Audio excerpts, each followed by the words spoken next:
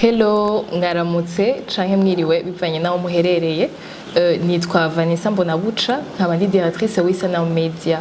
Nkuko musanzwe mubizi, chaque grande vacances turabategurira ihiganwa ryitiriwe nanje ndaririmba.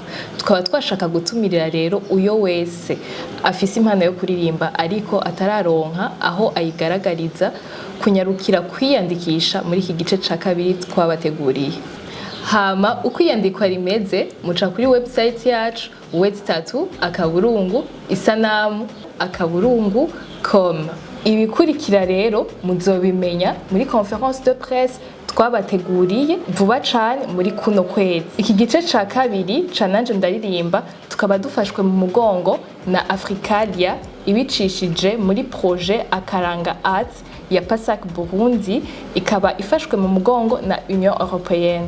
Tukaba twashaka gushimira uyo wese ariko aragira ico akoze kugira ngo rino higanwa rize rigende neza cane. Murakoze.